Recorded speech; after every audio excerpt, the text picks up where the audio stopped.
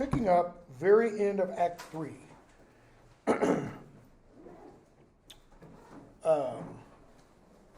Hamlet's still in his mother's room. He reminds her, I got to go to England, you know. Alack, I had forgot. To so concluded on. What does he then tell her?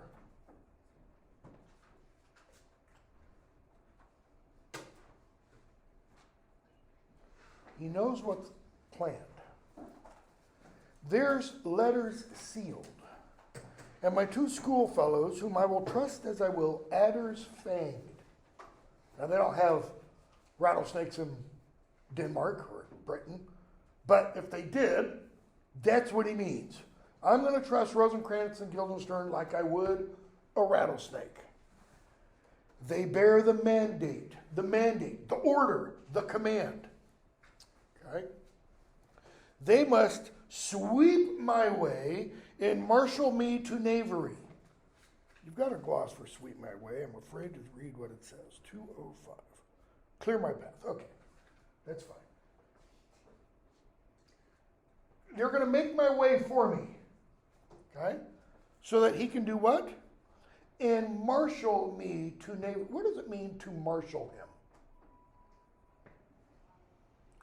What does it mean when a general says, or a president says to a general, marshal the troops, marshal your forces,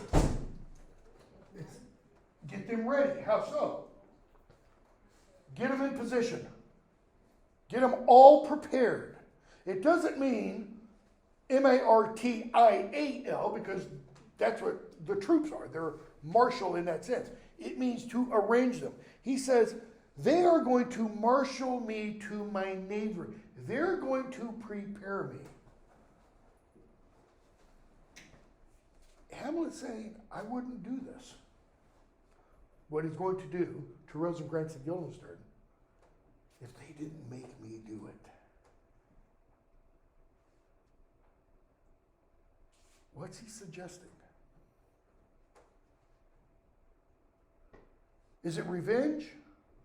What is going to happen to them? No. Think law. It's self-defense. They're getting kind of the return blow for the blow they're going to strike. What's the blow they're striking? Metaphor. It's bearing the mandate. What's the mandate? What is in the letter sealed? We're going to read it in a few moments. But it's already been implied. They're going to give letters to the King of England. Those letters are going to say, kill Hamlet. Okay? Let it work. That is, let their marshaling work. And the marshaling here refers to, they're going to take me with them, they're going to put me on a boat, they're going to come with me, they're going to be his guards, one on the right, one on the left, the whole 9 yards. And by the way, that very phrase, the whole 9 yards, is going to get at something that's referred to in just a moment. For 'tis the sport to have the engineer hoist with his own petard. Okay? Engineers, talked about mining imagery. Demolitions. Not demolitions, I'm going to blow up this classroom. Demolitions. Demolitions, I'm going to stick an explosive in the ground to blast out a mine. 'Tis the sport to have the engineer hoist, lift it up, that is, blow it up into little bits with his own explosion. What doesn't happen all the time, but what happens, it's relatively frequently, to suicide bombers. I mean, all the time with suicide bombers, if they trigger the bomb, they die. That's not what I'm talking about. It's the ones who the bomb goes off too soon. They don't kill their intended targets. They're the only ones blown up. Guess what? Not many people care about that. I hate to say it. family, okay, their family does. 'Tis the sport to have the engineer hoist with his own petard, and it shall go hard, but I will delve 1 yard below their mines. So they're digging their mines here, Rosencrantz and Guildenstern, and Hamlet's saying, I'm going to go just a little bit below. Why? Boom! And blow them at the moon. 'Tis most sweet when in one line 2 crafts directly meet. This man shall set me packing. And he points to Polonius's body. Set me packing how? He's got to take Polonius's body and pack it away. And because I killed him, that's going to spur the king to get me packing to get ready to go to England even more quickly. Okay? This counselor is now most still, most secret, most grave. Most still, he's not moving anymore. Most secret, the dead take their secrets with them. And he is most grave, he is most solemn, he is most serious, because you don't get more serious than being dead. Who was in life a foolish, prating knave. Why? What did Polonius not do?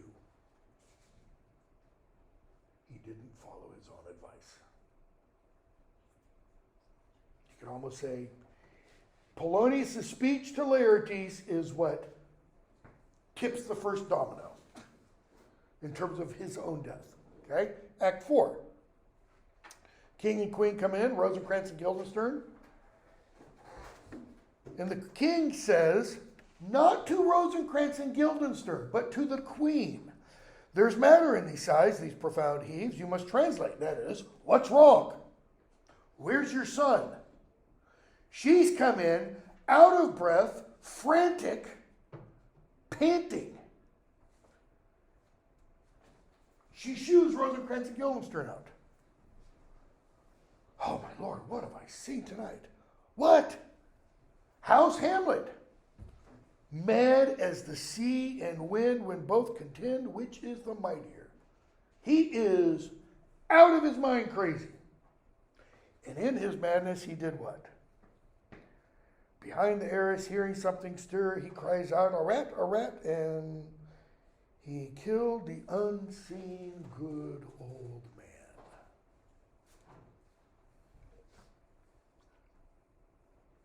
man. Unseen, yet spying.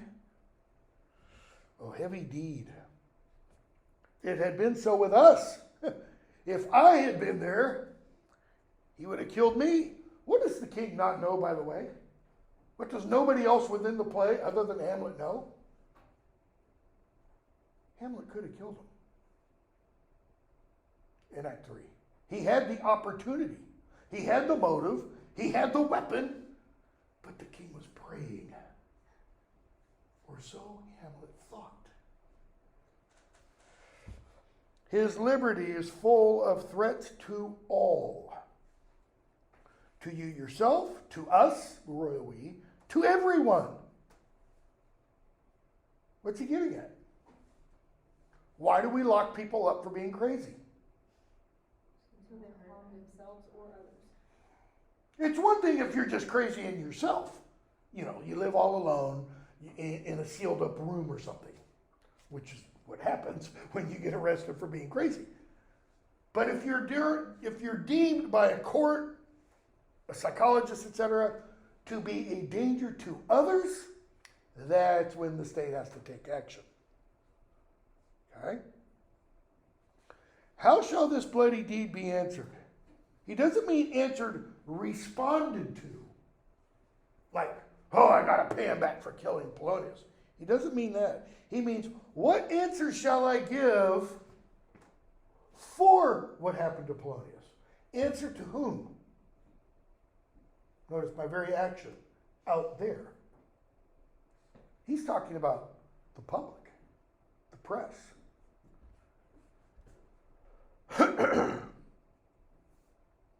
it will be laid to us.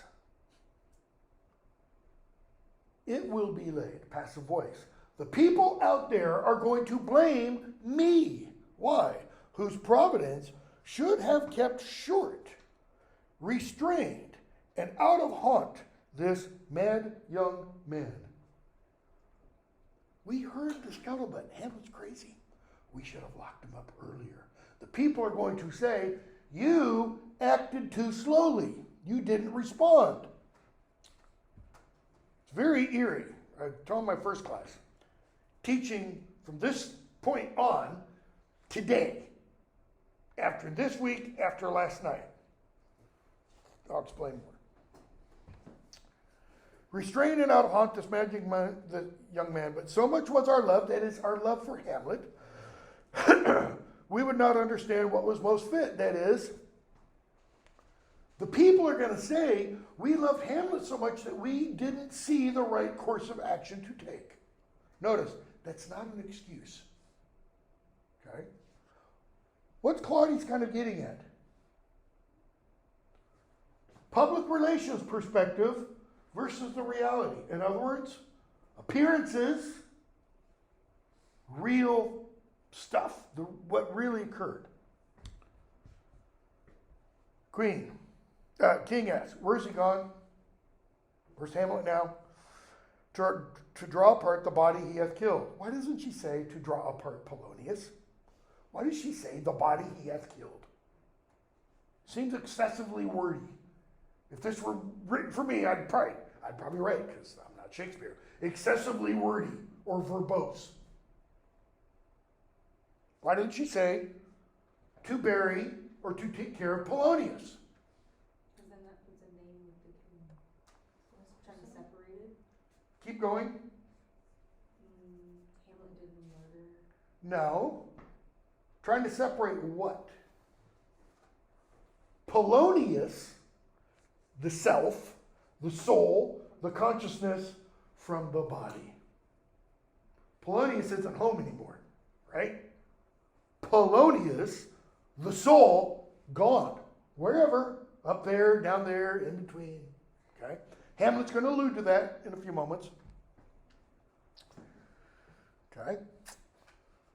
Come away. The sun no sooner shall the mountains touch, but we will ship him hence. Before the sun hits the mountains, Hamlet's on the boat to England. Okay?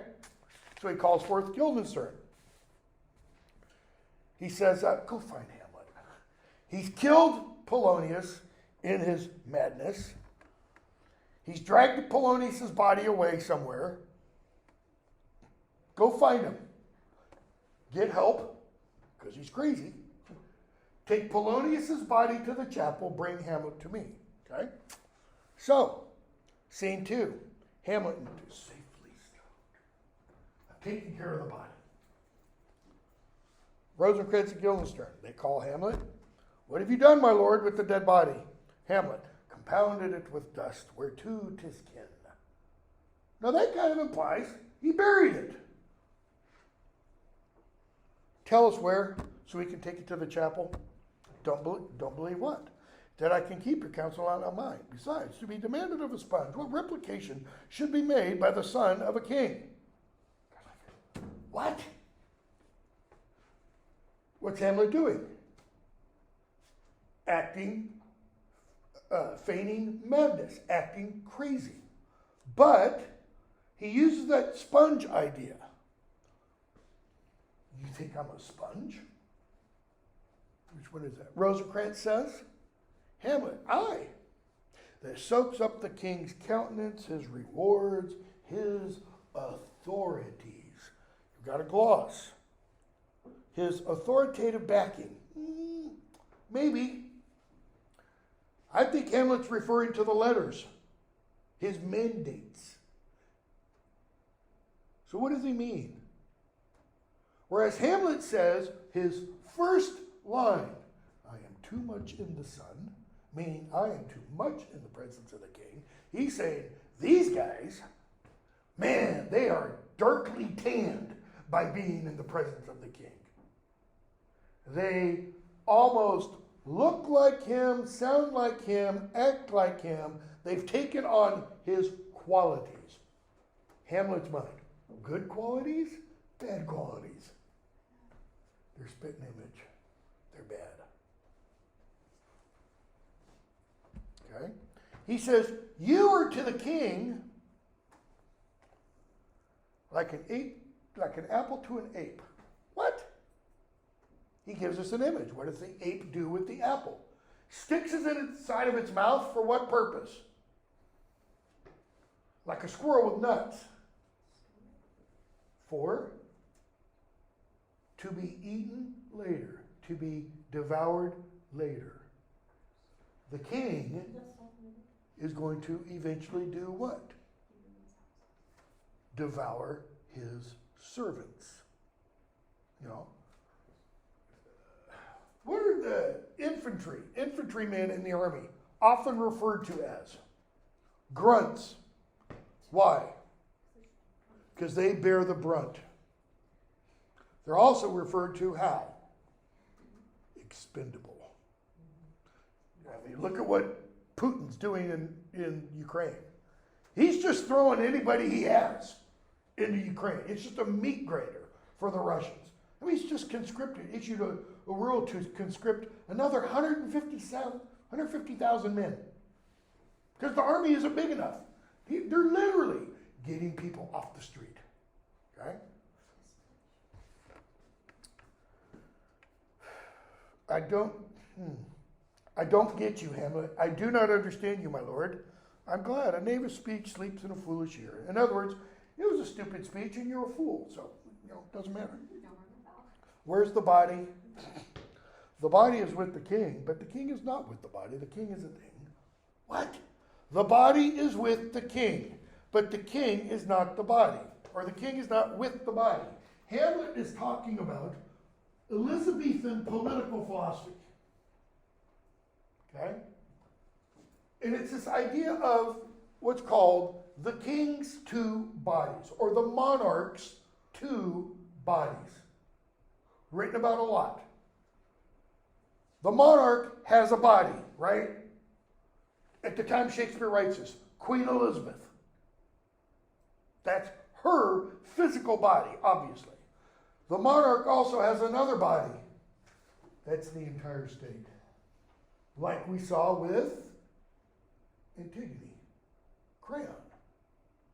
The Oedipus doesn't quite come out, as, if I remember correctly, as explicitly as Creon and says, I am the state, kind of a thing. Okay? So the state equals the king or queen, and the king or state, or the king or queen equals the state, essentially. Hamlet's twisting that just a little bit. The body is with the king. There, that refers to, obviously, the physical body, but also the state. But the king is not with the body. And with there implies in sync with. Why is the king not with Denmark? What kind of king is he? Louder? Possibly. Though well, definitely that. Is he the rightful king? No, he's not. He took the job. He usurped that position. Just like the ghost usurps the time of night. Okay? The body's with the king is not with the body. The king is a thing? What do you mean the king is a thing? Guildenstern says, of nothing. What? Now, I didn't say the other day, I didn't point out the other day, so I will now. This word in Shakespeare's day wasn't pronounced nothing. It was noting. Not, but. Okay? King is a thing of noting. Go back for a moment to the play within the play, just before. Hamlet lays down at Ophelia's lap, and He says, that's a fair thought to lie within Meg's legs. And she says, what is my lord? He says, noting, okay, which meant, the word had both these meanings. Nothing, zero, zilch, and noting. What do you do when you take note of something? You look at it, you watch it, you pay attention to it. So, Hamlet is punning on both of those meanings in terms of the nothing, noting what's between name, Ophelia's legs. Here, the king is a thing of nothing and this, meaning the king needs to be watched. Bring me to him. Scene 3. King comes in, a few others. I've sent to seek him to find the body. How dangerous is it that this man goes loose? It's not a question, it's an exclamation. It's dangerous that Hamlet is loose. Why? Well, the king's going to tell us. Yet must not we put the strong law on him. What does he mean by the strong law? And the example I'm going to use isn't perfect. It's close. It would be perfect. I'll explain why in a moment. What's the strong law? What happened to Donald Trump last night? Anybody know? Indicted by the grand jury in New York. Okay? Supposedly 34 counts. Something like that. Hush money, paying off a hooker. Prostitute. Whatever. Adult film porn star. Hooker. Okay? Here's where my example doesn't fit. He says, we can't put the strong law on him. A local DA with a local grand jury is not the quote-unquote strong law. What would be? If this had been the Attorney General of the United States with a federal grand jury, and go back to last August, Mar-a-Lago, and all 100 FBI troops went in fully armed, ballistic shields, the whole 9 yards, to arrest the former president. That would be the strong arm. What would the reaction be today? Just imagine, speculate. If they sent in 100 FBI agents, backed up by the National Guard or whatever, all hell would break loose? Oh yeah. Oh yeah. You think the riots in 2020 were bad? Shit. Those would be kindergartners playing with balloons compared to the, okay? What is Claudius's point? I can't send the goon squad. I can't send my elite troops after Hamlet. Why? And this is why I said it's very, weird to teach this scene today after last night. He's loved of the distracted multitude. Trump famously said in 2016, before he was elected, I could walk down Fifth Avenue in New York and kill someone, and people would still follow me. He's right. There would be people that would still follow him because he was looked at as, their savior, protector, et cetera, et cetera. I could, I don't have to use Trump. I could use somebody else. The only difference is we've never had a former president indicted. This is totally uncharted territory. Okay?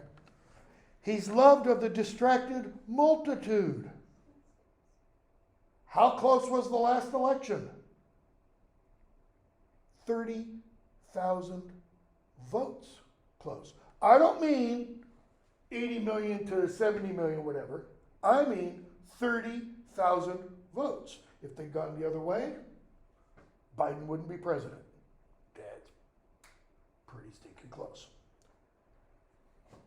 Distracted, what's he saying about the multitude? First, who are the multitude? The people.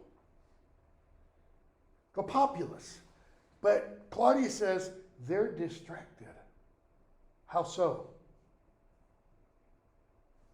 They're not focused on him. They don't love Claudius. Shocker. Who like not in their judgment, but their eyes.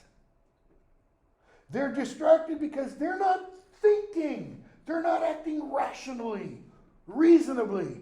Okay, got to qualify it rationally, reasonably, according to Claudius. They are, to use a metaphor from today, again, I don't care your politics. I don't know that I've said mine. I usually do, but I don't think I have in this class. I won't. They are, to use Biden's language, the ultra MAGA. Whatever that really means, okay? In where 'tis so, the offender scourge is weighed, but never the offense. What's the offender's scourge? The scourge used against the lawbreaker. That is what? That is weighed. That is evaluated by the public. But not what? Not what the offender did. Okay? Again, we could literally spend just looking at this one little speech and compare it to our current political situation, and we could do that for the rest of the semester. Because it's just like Shakespeare's looked at a crystal ball and said, damn, this is going to be really good.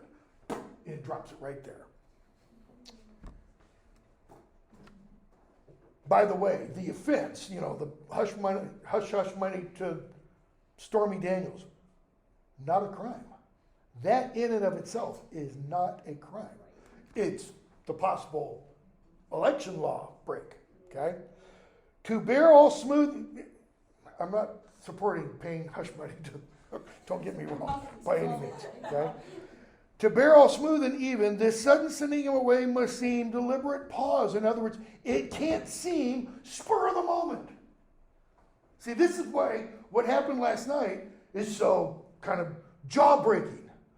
What were we told Wednesday? I think it was Wednesday. The grand jury was not going to meet for a month.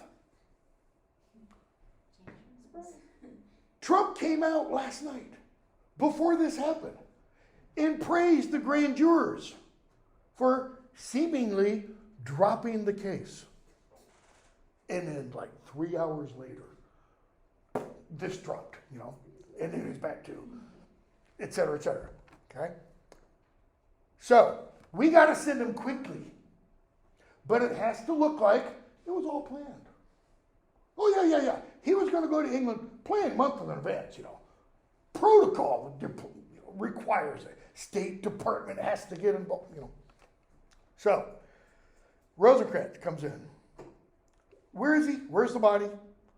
We don't know. He won't tell us. But we have Hamlet. He's under guard. Bring him in. Hamlet, where's Polonius? Notice he doesn't say like Gertrude did, where's the body? Where's Polonius? At supper. What? You killed him. Where? Not where he eats, but where is eaten. A certain convocation of politic worms are e'en at him. Your worm is your only emperor for diet. We fat all creatures, else to fat us. We fat ourselves for maggots. Your fat king, your lean beggar, but variable service. 2 dishes, but to 1 table, that's the end. Those 4 lines, we could spend the rest of the semester, but we won't. Where is eaten a certain convocation of politic worms are e'en at him. The diet of worms. That everybody, every scholar who writes about Hamlet, that's what Shakespeare is referring to. It's an allusion to the diet of worms when Luther was invited to come talk about the 95 Theses and everything else he had written since 15, 17, and he's told, take it all back. Okay? So, there we have a kind of a hard allusion to an aspect of the Protestant Reformation. Okay? Your worm is your only emperor for diet. What? Your emperor for diet? What are you talking about? Well, the colon serves to say, look at what comes after the colon, because it's either going to equal what came before, or it explains what came before. So your worm is your own emperor for diet. We fat all creatures, so here's what he says it means. We fat all creatures else to fat us. What's he talking about? What creatures? Cows, pigs, maybe goats, maybe deer, chickens, geese, etc. We feed those so that they will do what? They will feed us. Cool, that's understandable, unless you're vegan. Okay, should put a vegan trigger warning, And we fat ourselves for maggots. Now that's the hard part. Because we feed the cows and pigs so that we can eat. We feed ourselves so that maggots can eat. Why do we eat? Your fat king and your lean beggar, but variable service. Variable service. Roast beef, ham. Appetizer, main course, dessert. That's it. What's he mean? Your emperor, highest ranking member of society, and the guy living under the bridge, the guy with the cardboard sign, hungry, are the same. There's no difference. What a thing is man, Hamlet says. What is this quintessence of dust? Appearances, realities. The emperor appears one way. Your lean beggar appears another way. But they're both, in their essence, exactly the same. And what are they in their essence, according to Hamlet? Food for maggots. So what's the purpose of life? To fatten maggots, to die. 2 dishes, but to 1 table, that's the end. What does he mean by end? It's that word I've used a bunch of times, both in this play, Antigone, Oedipus. It's got those 2 meanings. It's got the final conclusion, that end, and the exact opposite, the purpose, the intention. That's the end. That's what we all end up as, what? Dirt in the grave. Because when the maggots go in and out and do all that kind of stuff, they turn your body into dirt. Okay? The purpose, though, is what? Is it just that? Alas, alas. What's the king mean? Effing out of his mind. A man may fish with the worm that hath eat of a king, and eat of the fish that hath fed of that worm. True. It's a lot harder today. Why? Certain jurisdictions, depending upon the state, county, whatever you live in, you might be required, in order to bury a body, to put it in a cement-lined coffin. Some jurisdictions, you can have what's called a green burial. You can just be put in a sack, wrapped up in a sheet, buried straight in the ground like that. Okay? Hamlet's saying, you go fishing. What do you do to catch the fish? You have to have bait. Most people use a worm. The worm, thank you, me, gets put on the hook. It catches the fish. You eat the fish. You eat the fish that ate the worm that ate the king. So where's the king? Going through the digestive tract. What do you mean, Hamlet? Nothing. Nothing or noting, take note how a king may go a progress through the guts of a beggar. Notice, may go a progress through. Through applies what? Opening, opening. King doesn't just stop. King's a piece of shit.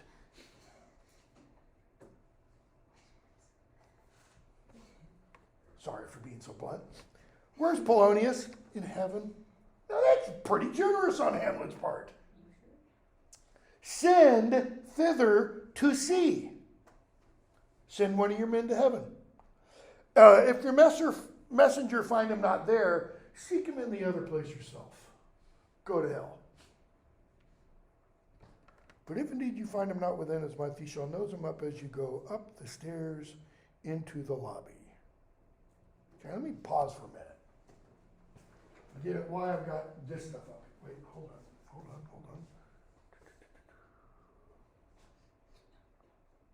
No, I can wait to speech in a minute. So, King tells Hamlet, you got to go to England. He goes, yay, England. I love England. Good. So is it, if thou knewest our purposes. Little double entendre there. Not sexual double entendre, but double meaning. What are his purposes? What are his ends? Hamlet, you're going to get killed. Hamlet, I see a cherub that sees them. Look at line 46. Cherubim are angels of knowledge. Okay, how does that help? Hamlet is saying, I have a divining eye. That is, I know what you're up to. Yay, England. Thy loving father, Hamlet. It's like Claudius, comes up and goes,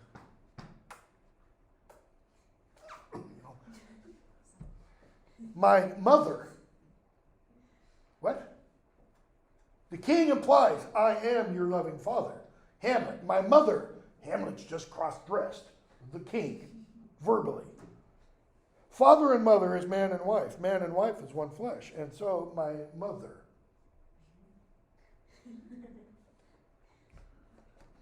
Follow him closely. That's that foot. Stay with him. Like one hand on either side. Okay? Everybody leaves but the king, and the king gets a soliloquy. And the king makes explicit to the audience what's going to happen. The letters bear the command, the mandate, to the King of England to kill Hamlet. Who the hell does Claudius think he is ordering the King of England around? England is subject to Denmark. That's why he says, I'm sending Hamlet to collect the tribute. Denmark's more powerful at this time. Okay? Scene 4. Yeah. A plain in Denmark. Just any old plain. Why? If we had a map of Europe, Norway comes down here, okay, sticks down like this. Sweden comes down over here. Denmark, big old island where Copenhagen is, off the coast of Sweden. And then Denmark juts out of northern Germany here. So if you want to go from Norway to Poland over here, through Denmark is the quickest way. So we get Fortinbras, who is the Prince of Norway, the future King of Norway. His uncle is king now. Okay? And he's getting ready to march on Poland. So he sends the captain, he says, go, beg permission from Denmark, the King of Denmark, for what? That we can have safe passage through his land. We're not marching on Denmark. Though, maybe in the back of his mind, Fortinbras might want to. Why? Hamlet Sr. killed Fortinbras Sr. Okay? But that's not what he's here for. He says, cool, I'll do it. Everybody leaves but the captain. Then in comes Hamlet and Rosencrantz and Guildenstern and others. Hamlet starts talking. Whose are these men? Norway's. Why are they here? Oh, we just want to, march against Poland. Who commands them? Nephew, Fortinbras. Is he going against the main of Poland? That is this going to be a full-scale attack? He says, it's just a little patch of ground that hath in it no profit but the name to pay 5 ducats there. This thing isn't worth $5. This little plot of land. Hamlet, well, the Poles will never defend it. No, it's already garrisoned. Why? 2,000 souls, Hamlet says. And 20,000 ducats will not debate the question of this straw, this meaningless, stupid issue. Okay? So, everybody leaves but Hamlet. How all occasions do inform against me. All occasions. Everything in the world, he says, speaks against me. Speaks against me how? For what? I haven't killed Claudius. And spur my dull revenge. What is a man, if his chief good and market of his time be but to sleep and feed? Okay, pause for a moment. We're going to get the chief good through this, but we're going to do it via this. John Calvin, or Jean Calvin, if you want, was a Protestant reformer following Luther. Following meaning just after Luther. All right? Kind of spurred a little bit by Luther. He founded what the Reformed Church in Scotland becomes the Presbyterian Church, in England it's Presbyterian Church, etc. Okay? Dutch Reformed, all that kind of stuff. It's all part of Calvinism. Calvin in 1536 published a massive book, 2 volumes, called The Institutes of the Christian Religion. Institutes doesn't mean like medical building science things. It just means doctrines, the beliefs of the Christian religion. Okay? This has been famous or infamously, depending upon your beliefs, if you're Calvinist, usually infamously, summed up with the acronym TULIP. That is, all of Calvin's ideas can be subsumed. Very simplistic. I used to be card-carrying Calvinist, about the most hardcore there was. Okay? This. TULIP. Total depravity. Unconditional election, limited atonement, irresistible grace, perseverance of the saints. So what do these mean? Total depravity. We're all of us totally depraved. It doesn't mean we're walking around with our minds in the gutters, thinking porn, 100% of the day. It doesn't mean that. It means every aspect of our being is, to use the language of Hamlet, tainted. Hamlet's word, let's use Gertrude's. There's a little blotch on everything we do. So you see a little old lady fall over, and you rush over to help her up. It's not entirely for altruistic reasons. It's how? For your own glory? Or maybe to make you feel better. Hey, look, I did something good today. And then, when she gets back up, you take her wallet, knock her back down, and you go on your way. That would be the misfits, Total depravity. Nothing good we do is entirely good. Okay? Unconditional election. Eeny, meeny, miny, mo, you're saved, the rest you go to hell. And baldly put, that's it. God chooses who is saved, and everybody else, he doesn't. Okay? And according to Calvin's theology, very, very few of the whole number of humanity are chosen. Okay? Many are called, but few are chosen, Jesus says. That's the proof text. So, unconditional election. Unconditional, no matter what you do, you don't earn it. You don't deserve it. Because what you deserve is hell. Your own little circle. Okay? 3, limited atonement. Jesus didn't die for everybody. Period. Notwithstanding what St. Paul says. Because Paul says he died for all. Okay? No. Not really. Why? Because what Paul meant, you put in this parentheses. He died for all who were unconditionally elected. He died for all the elect. Okay? So Christ's death on the cross was not for everybody. It was only for those that God chose. Irresistible grace. Each of these, by the way, build upon the previous one. Okay? Irresistible grace. God chooses destiny. Rather odd way of putting it. If God chooses destiny, but none of the rest of you, she can't resist that. No matter what. You don't say, I don't want to, God. Okay? You want to be saved. And that leads to this one, perseverance of the saints. If destiny truly is the elect, no matter what happens to her in her life, when she takes her final dying breath, she'll say, praise Jesus, and then go to Jesus' arms. She won't go, my life has sucked and I've served you all my life. F you. Because that wouldn't show perseverance. Okay? It's a nice tiny little system until you pull on the threads too much and then it all falls apart. Okay? So that's tulip. What does this have to do with the chief end and good of man? Come over here. Westminster Confession of Faith, which is either the 1640s or the 1740s. I don't remember because it's been more than twice your lifetime since I've been one of these. Westminster Confession of Faith is the catechism of the Presbyterian Church. I want to say it's like 1642 or so. Might be 1742. And it begins with one question. It's a series of questions. Begins with one question. What is the chief end and good of man, humanity? To know God, to love God, and enjoy him forever. That's the answer. Hamlet. What is a man? So all that was to get to this.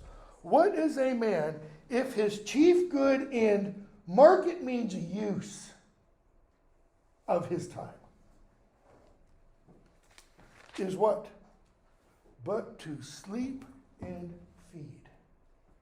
Notice, not to love God and enjoy him forever. What is a man if all he does, we do, is sleep and eat? A beast. No more. Chief end. That's both this, the conclusion, and why we were made. Hamlet, or why we exist. What's the play about? It's not about a guy who kills his brother, sleeps with his wife, and usurps his nephew's place. That's the subject. What's it about? Why are we here? It's about the meaning of life. It's about the most primal, most basic, most deep question anybody who considers what it means to be alive must resolve for him or herself. Because I can't say, this is your reason for existing. This is your reason for existing. Nobody can. You've got to figure that out on your own. So Hamlet goes on. Sure, he that made us with such large discourse looking before, that is, where we came from,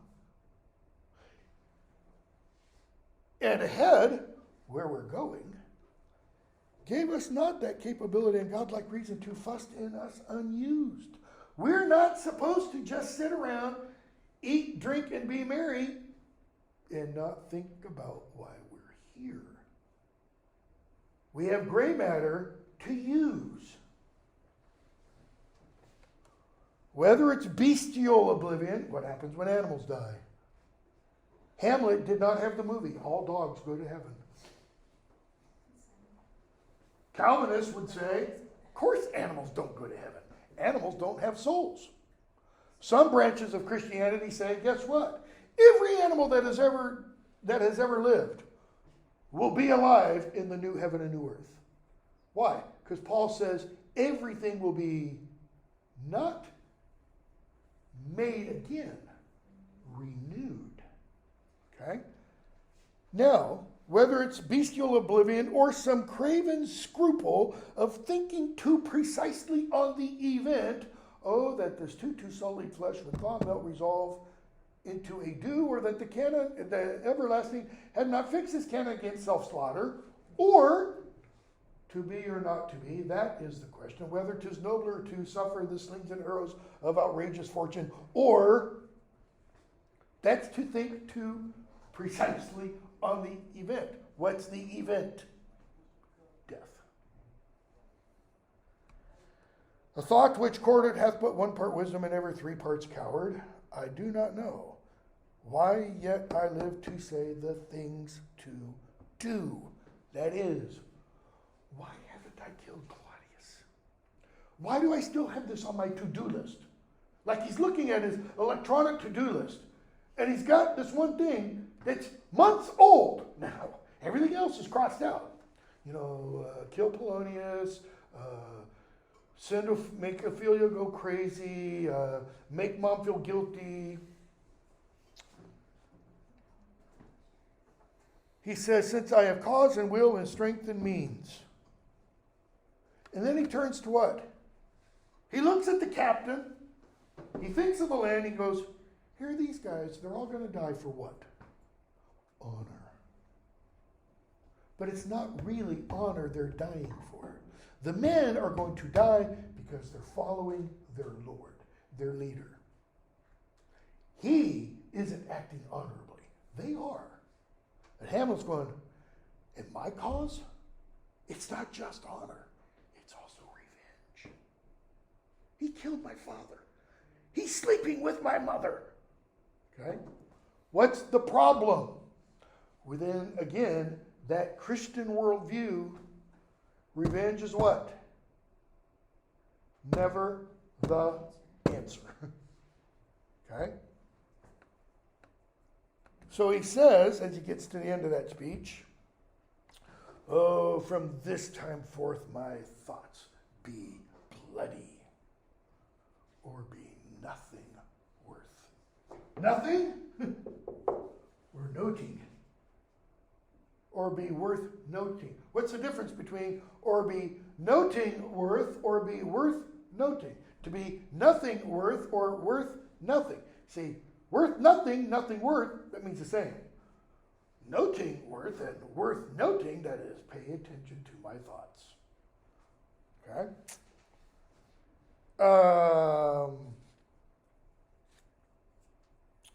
Scene 5. For once, we're going to get just a little bit ahead of my first class.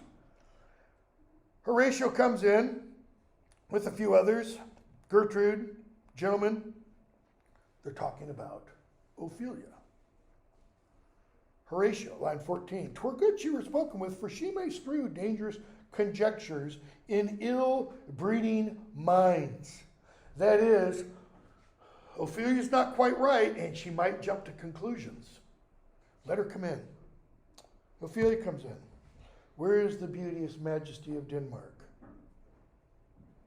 Who's the beauteous majesty of Denmark? Hamlet. Hamlet. She sings, and it doesn't make any sense at all. Okay? And they're like, Ophelia, how are you? And she talks about shrouds, etc. Why is Ophelia crazy? Hamlet's words? Maybe partially. Polonius' death. Okay. It's her father's death. King comes in. How long has she been like this? Line 67 or so. 66. Ophelia, I hope all will be well. We must be patient. That is, we have to endure. I cannot choose but weep to think they would lay him in the cold ground. My brother shall know of it. And so I thank you for your good counsel. Come, my coach. Good night, ladies. Good night. Sweet ladies. Good night. Good night. Good night. Let me back up. Lines 41 and following. The king asks before that, how do you, pretty lady? Well, God healed you. That is, God shield you. God protect you. They say the owl was a baker's daughter, and you got a footnote that's a folk tale, etc. Lord, we know what we are, but know not what we may be. God be at your table. That is, God bless you while you eat. Or think of what Hamlet said about eating before and the table and the worms. Okay? God be at your table. God bless you, protect you, etc. But what does she mean? We know what we are, but know not what we may be. It's a paraphrase / allusion, and I don't know why it's not glossed, to St. Paul. St. Paul says almost that exact same thing. Can't remember where. Colossians, one of the Corinthian letters. It's one of those. Okay? It's tied to, now we see but through a glass darkly. That's in 1 Corinthians 15, I think. Now we see but through a glass darkly, but then we will see face to face. We will know as we are known. And the implication is we don't know ourselves now. Look, we know what we are, but not what we may be. And Paul talks about having a glorified body like Christ does. Okay, we'll stop there. Whoops. We're going to pick up with